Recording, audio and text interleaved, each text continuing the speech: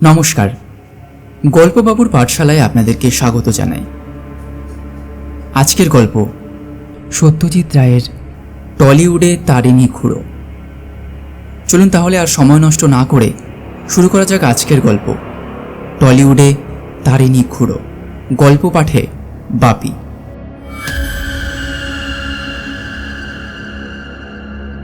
তাকিয়াটাকে কোলের উপর টেনে নিয়ে আরো জমিয়ে বসে ঝুঁকে পড়ে তারিণী খুড়ো তার গল্প আরম্ভ করল। তবে একটা তেকোনা ফ্রেঞ্চ কাট গোছের দাড়ি রেখেছিলাম বলে মনে হতো 33 বছর। 42 সালের কথা বলছি। তখন যুদ্ধ চলছে পুরো দমে। কলকাতার রাস্তাঘাটে খাকি পরা জিআই সেনা ঘোরাফেরা করছে। শহরের চেহারাটাই পাল্টে গিয়েছে। জোড়া জোড়া মার্কিং মিলিটারি পুলিশ চৌরঙ্গিতে টহল দিয়ে ফেরে। তাদের জামার ওস্তিনে কনুইয়ের ওপর লেখা রয়েছে এমপি। সিনেমা হাউসগুলো খালি পড়ে থাকে না কখনোই। ম্যাটিনি, ইভিনিং, নাইট তিনটেই হাউসফুল। সব ছবি হিট, তা সে দেশি হোক কিংবা বিলেতি হোক। আমাদের টলিউডের স্টুডিওগুলো গমগম করছে। কুইক মানির লোভে রোজই টাকাওয়ালা নতুন নতুন প্রডিউসার আসছে। তারা জানে ছবি একবার লেগে গেলে কোনো ব্যবসাতেই চটজলদি এত লাভ হয় না। আমার মেজমামার এক সহপাঠী, নাম পরেশ মুস্তফি। তিনি ভারতমাতা স্টুডিওর মালিক। আমাকে ডেকে পাঠিয়ে যেচে একটা চাকরি দিয়েছিলেন, প্রোডাকশন ম্যানেজার। কাজটা নেহাত ফেলনা নয়। একটা ছবি হলে পরে সবাইয়ের সঙ্গে যোগাযোগ রাখা, খরচের হিসেব রাখা, আর্টিস্ট আর কর্মীদের পেমেন্ট করা, এমনকি ছুঁচ থেকে হাতি পর্যন্ত যা একটা ছবিতে লাগবে সব কিছুই জোগাড় করা আমার উপর ভার। তখন বয়স কম, তাছাড়া 2 পয়সা রোজগার হচ্ছে। খাটনি হলেও কাজটা ভালোই লাগছিল। সেই সঙ্গে এটাও বলা দরকার যে ভেতরে ভেতরে আমার অভিনয়ের একটা শখ ছিল। আমার চেহারাটা যে এককালে ভালো ছিল সেটা তো তোমাদের আগেই বলেছি। তাছাড়া আমি ছিলাম হলিউডে ছবির পোকা। বাংলা ছবিতে তো আর অভিনয় হতো না, হতো রং তামাশা। আমি দেখি পৃথিবীর সমস্ত সেরা স্টারের অভিনয়, যাকে দেখে অভিনয় বলে মনেই হয় না। অবশ্য সেই সঙ্গে ভালো বাংলা পেশাদারি থিয়েটারেও বাদ দিতাম না। কারণ শিশির ভাদুড়ী, যোগেশ চৌধুরী, মনোরঞ্জন ভট্টাচার্য এরা সব ছিলেন বাঘা বাঘা অভিনেতা। কিন্তু যেচে গিয়ে বলবো আমায় একটা পার্ট দিন, তেমন সাহস কখনো হয়নি। তবে স্টুডিও পাড়ায় থাকলে কোনো প্রযোজক কিংবা পরিচালকের চোখে পড়ে গিয়ে সুযোগ যে আসবে না, এমনই বা কে বলতে পারে। একদিন জানতে পারলাম যে আলমগীর ছবি হচ্ছে আমাদের এই ভারতমাতা স্টুডিওতেই, আর স্টুডিওই টাকা ঢালছে সেই ছবিতে। বস মুস্তফি সাহেব আমাকে ডেকে সব ডিটেলস বললেন। তখনকার নামকরা পরিচালক জগদীশ নস্কর পরিচালনা করবেন। সেরা অভিনেতারা সব অভিনয় করছেন। তবে নাম ভূমিকায় অর্থাৎ আলমগীরের চরিত্রে একটি নতুন লোককে নেওয়া হচ্ছে। এর নাম রমণী মোহন চ্যাটার্জি। চেহারা সুন্দর, উচ্চ বংশের ছেলে, অনেক পয়সা। মুস্তফি মশাই নিজেই নাকি ছেলেটিকে এক বিয়ে বাড়িতে দেখে সোজাসুজি অফারটা দেন এবং ছেলে নাকি এক কথায় রাজি হয়ে যায়। রমণী মোহন চ্যাটার্জি নামটা চেনা চেনা লাগছিল, কেন বুঝতে পারছিলাম না। শেষটায় হঠাৎ মনে পড়ল যে শ্যামবাজারের একটা ক্লাবে আমারই স্কুলের সহপাঠী ব্রতিন থিয়েটার করে। তার কাছে শুনেছি ওই রমণী মোহনের কথা। চেহারা ভালো, অনেকটা তোর মতো দেখতে বলেছিল ব্রতিন, আর অ্যাক্টিংটাও নাকি ভালোই করে। তবু মনে একটা খটকা ছিল, তাই ব্রতিনের সঙ্গে সরাসরি যোগাযোগ করলাম। আর করে জানলাম এই সেই রমণী মোহন। বললাম, পারবে তো এত সব বড় দায়িত্ব কাঁধে নিতে? ব্রতিন বললে, আরে আদা নুন খেয়ে উঠে পড়ে লেগে পড়েছে তো ছোকরাটা, শখ প্রচণ্ড। আর ও একটা আংটি পরে, সেটা নাকি মুঘল আমলের, ও ঠাকুর দাদার ছিল, খুব পয়া। আলমগীর সাজলে ওটা আঙুলে পড়বে, আর তাহলে নাকি আর দেখতে হবে না। আসলে রমণী আবার তুকতাকে বিশ্বাস করে, পুজো আচরা করে। বড়লোক বাপের একমাত্র ছেলে, বুঝতেই তো পারিস। পয়সার জন্য যে করছে তা তো নয়, শখ হয়েছে চিত্রতারকা হওয়ার। পয়লা বৈশাখে মহরতের দিন স্থির হয়েছে, এখন মার্চের মাঝামাঝি, তাই হাতে কিছুটা সময় আছে। ইতিমধ্যে পরিচালক জগদীশ নস্কর একদিন বলে বসলেন যে নতুন ছেলেটিকে একবার বাজিয়ে দেখবেন। শুধু চেহারাতে তো হবে না, তাকে ডায়লগ বলতে হবে, তাই অভিনয় ছাড়াও কণ্ঠস্বর, উচ্চারণ ইত্যাদি ভালো হওয়া চাই। আর একমাত্র সেই যখন নতুন, তখন তাকে একবার পরীক্ষা করে দেখা উচিত। এই পরীক্ষায় উত্তরলে তারপর একটা ক্যামেরা টেস্ট নিলেই চলবে। আমারই উপর ভার পড়ল রমণী মোহনকে টেলিফোন করে তাঁরই বাড়িতে একটা অ্যাপয়েন্টমেন্ট করা। রবিবার সকাল 10টায় টাইম ঠিক হলো। আমি আর পরিচালক মশাই যাব। টেস্টে পাশ করলে পর মুস্তাফির সঙ্গে বাকি কথা হবে। রবিবার এসে পড়ল। জগদীশ নস্কর সময়ানুবর্তিতায় বিশ্বাসী। ঘড়ির কাঁটায় কাঁটায় 10টায় গিয়ে রমণী মোহনের বাড়ির সদর দরজায় বেল টিপলেন। বেয়ারা আমাদের বৈঠকখানায় নিয়ে গিয়ে বসাবার প্রায় সঙ্গে সঙ্গেই রমণী মোহনের আবির্ভাব হলো। চেহারা ভালো, তাতে কোনো সন্দেহ নেই। আর এতেও সন্দেহ নেই যে আমার সঙ্গে একটা মিল রয়েছে। দুজনের হাইট 6 ফুট, দোহারা চেহারা, ফর্সা রং, চোখা নাক, পাতলা ঠোঁট। আমার তেকোনা দাড়ির জন্য মিলটা হয়তো ততটা ধরা পড়ে না, কিন্তু আমি জানি দাড়ি বাঁধ গেলেই পড়বে। পরিচালক মশাই সঙ্গে আলমগীরের ডায়লগ এনেছিলেন, তারই একটা অংশ পড়তে দিলেন রমণী মোহনকে। ছোকরা বেশ ভালোই পড়ল। বলল ও নাকি ভাদুরী মশাইকে গুরু মনে করে, আর হলিউডে তারকাদের মধ্যে রোনাল্ডো কালম্যান। নস্কর মশাই বেশ খুশি। আমাকে বললেন অবিলম্বে দর্জি এনে রমণী মোহনের পোশাকের মাপ নিতে। এই ফাঁকে রমণী মোহনও আংটিটা দেখিয়ে দিলেন। দেখলাম সত্যি খাসা জিনিস। সোনার আংটির মাঝখানে হিরে দিয়ে গোল করে পান্না বসানো। নস্কর মশাই বললেন, আলমগীর গালে হাত দিয়ে বসে থাকলে আংটিটা ক্লোজ আপের সৌন্দর্য অনেক গুণ বাড়িয়ে দেবে। 3 দিন বাদে ক্যামেরা টেস্টেও রমণী মোহন দিব্যি উত্তীর্ণ হলেন। তারপর একটা দিন ঠিক করে বস মুস্তফি মশাই সঙ্গে নিয়ে রমণী মোহনের বাড়িতে গিয়ে তার সঙ্গে চুক্তি সই করে গেল। 50,000 টাকা পাবে রমণী মোহন, 5,000 টাকা অ্যাডভান্স। তখনকার দিনে একজন নতুন অভিনেতার পক্ষে এটা অঢেল টাকা। আজকের দিনে 10 লাখের সমান। পয়লা বৈশাখে মহরত, তাতে কোনো অভিনয়ের ব্যাপার নেই, কিন্তু রমণীকে মেকআপ নিয়ে কস্টিউম পরে আসতে হবে। এখানেই রমণী মোহন একটি বায়না ধরল। সে বলল যে স্টুডিওতে মেকআপ রুম তার জানা আছে। সে অতি রদ্দি, তাতে সে মেকআপ করবে না। মেকআপ ম্যান যেন সকাল সকাল তার বাড়িতে চলে আসে। সে বাড়িতে মেকআপ নিয়ে কস্টিউম পরে স্টুডিওতে হাজির হবে। মুস্তফি মশাই দেখলাম এতে রাজি হয়ে গেলেন, যদিও একজন নবাগতার পক্ষে আবদারটা একটু বাড়াবাড়ি রকমের। বুঝলাম নতুন হিরোকে খুবই পছন্দ হয়েছে কর্তামশাইয়ের। পয়লা বৈশাখে ভারতমাতা স্টুডিওতে আলমগীরের মহরত হয়ে গেল। লোকে লোকারণ্য, ফিল্ম লাইনের কেউ বাদ যাননি। খানাপিনার বন্দোবস্ত ছিল। নতুন তারকাকে মুঘল বাদশার মেকআপে দেখে সকলেই খুব তারিফ করে গেলেন। ইতিমধ্যেই রমণী মোহন নাকি আলমগীরের ডায়লগ পেয়ে গেছেন এবং সবই তার মুখস্থ হয়ে গিয়েছে। আচকান, জোব্বা, পরচুলা, দাড়ি, গোপ, তলোয়ার, নাগরা সবই রেডি। প্রথম শুটিংয়ের তারিখ স্থির হয়েছে 15ই বৈশাখ।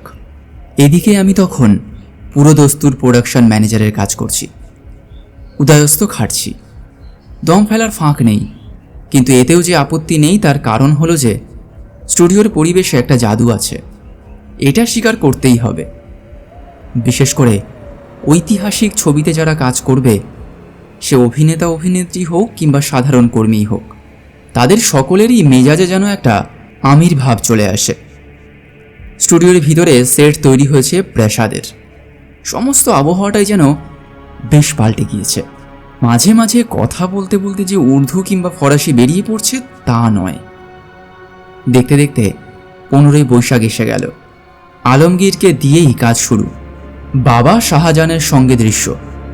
ঠিক 10:30টার সময় তার নিজের লাল গাড়িতে আলমগীরের বেশে এসে হাজির হলেন রমণীমোহন। ক্যামেরাম্যানের আলো প্রায় শেষ। দু একটা খুচরো রিহার্সেলও হয়ে গেল, এবং তাতে শাহজাহান বেশি পেশাদারী অভিনেতা জয়নারায়ণ বাগচির বিপরীতে নিউকামার রমণীমোহন বেশ ভালোই অভিনয় করলেন। কেবল পাখা থাকা সত্ত্বেও তিনি এত ঘামছেন, সেটা বোধহয় প্রথম দিনের উত্তেজনা কিংবা কিঞ্চিত নার্ভাসের জন্য। শটের সময় এটা না হলেই আর কোনো চিন্তার কারণ থাকবে না। এবার ডিরেক্টর সাহেব লাইটস বলে চেঁচাতেই সেটের প্রয়োজনীয় সব আলোগুলো জ্বলে উঠল। অভিনেতা দুজন তাদের নির্দিষ্ট গণ্ডির মধ্যে হেঁটে চলে দেখে নিলেন যে আলো ঠিক আছে কিনা। ঠিক আছে বলছি অবশ্য বাংলা ছবির কথা ভেবে। প্রাসাদের দেওয়াল যে চটের তৈরি সেটা 20 হাত দূর থেকেই বোঝা যাচ্ছে। তবে এটুকু জানি যে রমণীমোহন যদি উতরে যায় তাহলে এ ছবি হিট হওয়ার সমূহ সম্ভাবনা। সব রেডি? হাঁক দিয়ে প্রশ্ন করলেন পরিচালক জগদীশ নস্কর। নস্কর সাহেব হচ্ছেন সেই জাতের পরিচালক যিনি যার যার কাজ তাকে তাকে দিয়ে নিজে পরম নিশ্চিন্ত বোধ করেন। কেবল পরিচালনার সময়টুকুতে তার ব্যক্তিত্বে একটা পরিবর্তন আসে, তাও সেটা বেশি নয়। আর এনার আরেকটি অভ্যাস হচ্ছে যে ইনি কাজের মধ্যে সামান্যতম ফাঁক পেলেই একটু বসে নেন, এবং আরাম কেদারা পেলে কখনো মোড়া বা কাঠের চেয়ারে বসেন না। সবাই রেডি ছিল, কাজেই শট নেওয়ার কোনো বাধা নেই। কিন্তু রমণীমোহন দেখছি ঘেমেই চলেছেন। মেকআপ অ্যাসিস্ট্যান্ট প্রতি 3 মিনিট অন্তর তোয়ালে দিয়ে তার মুখ প্যাড করে দিচ্ছে, কিন্তু তাও ঘামের অন্ত নেই। স্টুডিওতে বৈশাখ মাসে গরম ঠিকই, কিন্তু এখন তো চতুর্দিকে বিরাট বিরাট পাখা চলছে। শটের সময় সেগুলো বন্ধ হয়ে গেলে কি অবস্থা হবে? শুটিংয়ের একটা রেওয়াজ আছে, সে প্রথম দিনের প্রথম শটটা একবার উঠতে গেলে সবাই হাততালি দেয়। বিশেষ করে নতুন অভিনেতা হলে তো কোনো কথাই নেই। কিন্তু অত্যন্ত আক্ষেপ ও বিস্ময়ের ব্যাপার যে পরপর 7 বার চেষ্টার পরেও হাততালির সুযোগ এলো না, এবং তার জন্য দায়ী স্বয়ং আলমগীর বাদশাহ। তার ডায়লগ ছিল অতি সহজ। বাপকে তিনি বলবেন, আমি তো আগেই বলেছি আমার পথে কোনো বাধা আমি সহ্য করব না। এই কয়েকটি কথা পরপর, আমার পথে কোনো বাধা আমি সহ্য করব না। এটা একবার হলো আমার বাধা আমি কোনো পথে সহ্য করব না। তারপর হলো আমার সহ্যের পথে আমি কোনো বাধা দেব না। তারপর হলো আমি কোনো পথেই আমার সহ্যে বাধা দেব না। আর চতুর্থবার পরিচালক হুঙ্কার দিয়ে অ্যাকশন বলার পরে ঔরঙ্গজেবের মুখ দিয়ে কোনো কথাই বেরোলো না। আমি দেখি তার পা ঠক ঠক করে কাঁপছে। সে তার কাছেই একটা সিংহাসন গদির চেয়ার পেয়েছিল, তাতে বসে মাথার পাগড়িটা খুলে ফেলল। তারপর বলল যে তার ব্লাড প্রেশার নাকি মাঝে মাঝে অত্যন্ত বেশি নেমে যায়। সম্ভবত এখন তাই হয়েছে, তাই একজন ডাক্তারের ব্যবস্থা করতে পারলে ভালো হয়। রিহার্সাল মোটামুটি ঠিকই ছিল বলে সকলে আরও বেশি অবাক হলেন। কিন্তু আমি তো জানি যে শট নেওয়ার ঠিক আগে যেই মুখের সামনে ফটাস করে ক্ল্যাপস্টিকটা মারা হয় তাতে অনেক পাকা অভিনেতাও টসকে যায়।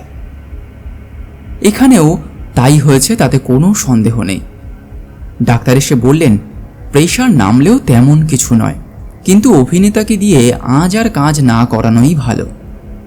রমণীমোহন বাড়ি চলে গেলেন। পরিচালক একা শাহজাহানকে নিয়ে গোটা 5 শট নিয়ে 3টের মধ্যে কাজ শেষ করে দিলেন। কিন্তু বাকি কাজ কবে হবে? আর এই রমণীমোহনকে দিয়ে আদৌ কাজ চলবে কি, নাকি শেষ মুহূর্তের জন্য অন্য অভিনেতা দেখতে হবে? আমার বস মিস্টার মুস্তফি আমায় ডেকে বললেন, তুমি একটিবার ওই ছোকরার বাড়িতে গিয়ে সঠিক খবরটা নিয়ে এসো তো। সে নিজে কি মনে করে সেটা জানা দরকার। সে ফ্র্যাঙ্কলি বলুক সে পারবে কি না। যদি কদিন সময় চায় তাও দিতে রাজি আছি, কারণ চেহারার দিক দিয়ে ওকে মানিয়েছিল চমৎকার। হয়তো জড়তাটা টেম্পোরারি। অবশ্য দ্বিতীয় দিনেও একই ব্যাপার ঘটলে অন্য লোক নিতেই হবে। মুস্তফি সাহেব যেন একবার ভুরু কুঁচকে আমার দিকে চাইলেন। ভাবটা যেন একে দিয়ে তো কাজটা চলতেই পারত, কিন্তু তারপর আর কিছুই বললেন না। আমিও চেপে গেলুম। দুদিন পরে অ্যাপয়েন্টমেন্ট করে রমণী মোহনের বাড়িতে গিয়ে হাজির হলো। বেয়ারা আমায় বৈঠকখানায় বসানোর 1 মিনিটের মধ্যে বাবু এসে ঢুকলেন। দেখলুম এ কদিনে ওর বয়স যেন বেড়ে গেছে 10 বছর। বললুম, কি ব্যাপার বলুন তো, এরকম হলো কেন? ভদ্রলোক গম্ভীর আক্ষেপের ভঙ্গিতে মাথা নেড়ে বললেন, কি আর বলবো বলুন, শুটিংয়ের 3 দিন আগে আমার এক বন্ধু জ্যোতিষী এনে হাজির করে বলল, নতুন কাজে হাত দিতে যাচ্ছ, একে দিয়ে একবার ভাগ্যটা যাচাই করে নাও। আমি আর আপত্তি করলাম না, কারণ ওসবে আমার বেশ আস্থা আছে। আর এর নাকি জ্যোতিষার্ণব উপাধি আছে। চেহারাটাও বেশ ইমপ্রেসিভ। কিন্তু মশাই, হাত দেখার আগেই আমার মাথার দুদিকের রগ আর বুড়ো আঙুল করে আঙুল টিপের লোকটা কি বলল জানেন? বললে এই লাইন তোমার নয়, অভিনয়ের দিকে যেও না, গেলেই হোঁচট খেতে হবে। ভেবে দেখুন তো কি কথা। 3 দিন বাদে শুটিং, পার্ট মুখস্থ হয়ে গেছে, আর লোকটা বলে কিনা আমায় দিয়ে অ্যাক্টিং হবে না। সাধে কি ডায়লগ গোলমাল হয়ে যাচ্ছিল। যেই মুখ খুলতে যাব অমনি জ্যোতিষীর মুখটা মনে পড়ে যাচ্ছে। আর কে যেন গলার ভেতর পাথর গুঁজে দিচ্ছে। উফ, কি যে অবস্থা! সে আর আপনাকে কি করে বোঝাবো। রাজ্যে শুদ্ধ লোক জেনে গেছে আমি আলমগীর করছি, আর সেই সময় অকেজো বলে বাদ হয়ে যাওয়া, এর চেয়ে বেশি অপমান আর কি হতে পারে বলুন তো। আমি আর কি করি, যথাসাধ্য সহানুভূতি দেখালাম। জিজ্ঞাসা করলাম, কি করলে পরে এই বিভীষিকা আপনার মন থেকে দূর হতে পারে? কারণ আপনার মধ্যে যে অ্যাক্টিং আছে সেটা আমি রিহার্সেলে দেখে নিয়েছি। রমণীমোহন মাথা নাড়ল, ঘাড় হেঁট ছিল। এবার মুখ তুলতেই দেখলুম চোখে জল। আমার দুহাত ধরে অত্যন্ত করুণ সুরে বললে, কতদিনের স্বপ্ন ছিল সিনেমায় অভিনয় করে নাম কামাবো, আর সেই সুযোগে এসে গ্রহের ফেরে বানচাল হয়ে গেল। এখন আপনি যদি কোনো রাস্তা বাতলাতে পারেন। আমার নিজের মাথায় একটা রাস্তা এসেছে, কিন্তু সেটা সভয়ে বলবো না নির্ভয়ে বলবো বুঝতে পারছি না। আমি বললাম, বলুন, নির্ভয়ে বলুন। রমণীমোহন কয়েক মুহূর্ত আমার দিকে চেয়ে থেকে বললে, আপনার অভিনয় আসে? হঠাৎ এ প্রশ্ন কেন? কারণ আমার সঙ্গে আপনার চেহারার মিল আছে। সে কথা আমার বেয়ারা প্রসন্ন বলেছিল। ভাবছিলাম আমার বদলে যদি আপনি আমার বাড়ি থেকে মেকআপটা করে নিয়ে, পোশাকটা পরে নিয়ে আমার হয়ে অভিনয়টা করে দিয়ে আসতেন। অবশ্য কিছু লোককে ব্যাপারটা বলতেই হবে, যেমন মেকআপ ম্যান যতীন আর সহকারী হাবুল আর ড্রেসার তারাপদ।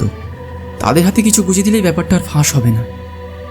আমি বললাম, তার মানে অভিনয় করবেন তারিণী বাড়ুজ্যে আর নাম হবে রমণী চাটুর্যের?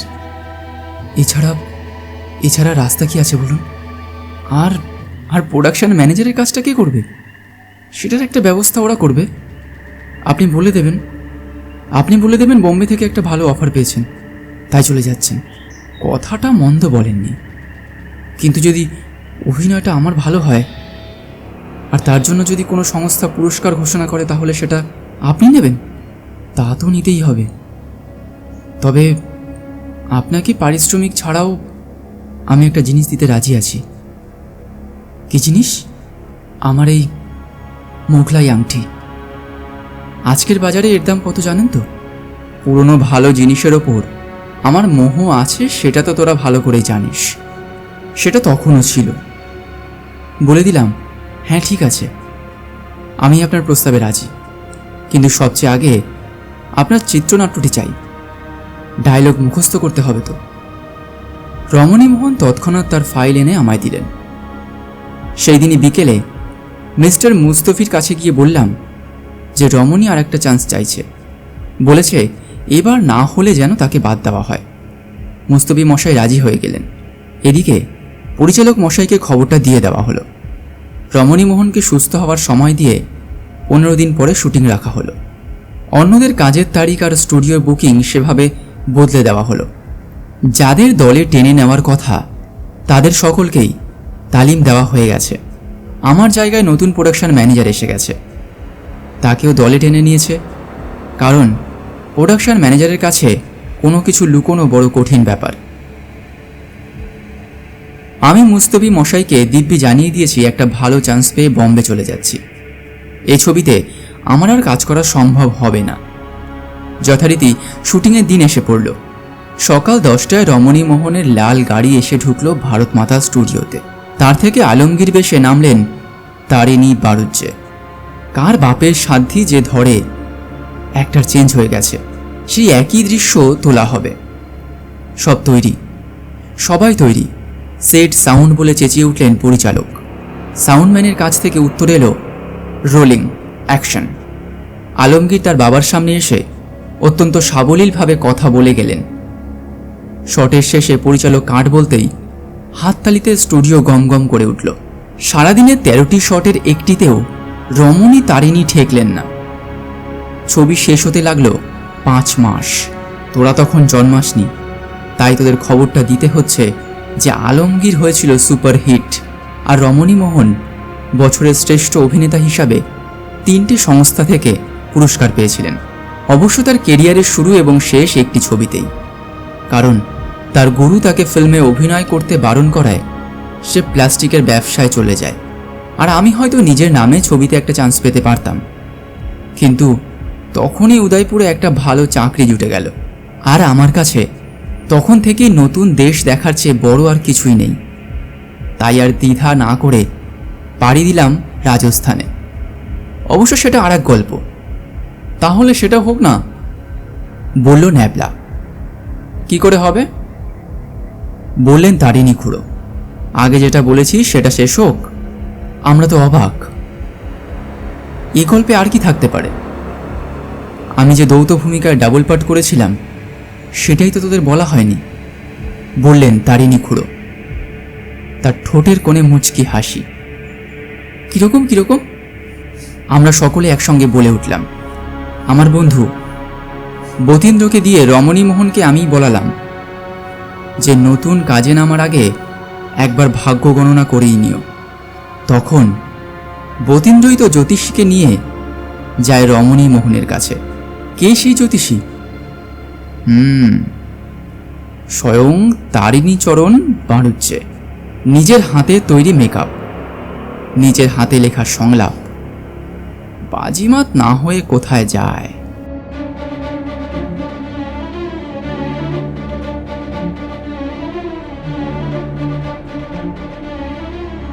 অসংখ্য ধন্যবাদ আমাদের গল্পটি শোনার জন্য। আমাদের আজকের গল্পটি আপনাদের কেমন লাগলো আমাদেরকে জানাতে ভুলবেন না। খুব তাড়াতাড়ি নিয়ে আসবো আরও একটি গল্প। ততক্ষণ পর্যন্ত গল্পবাবুর সাথেই থাকুন। ধন্যবাদ।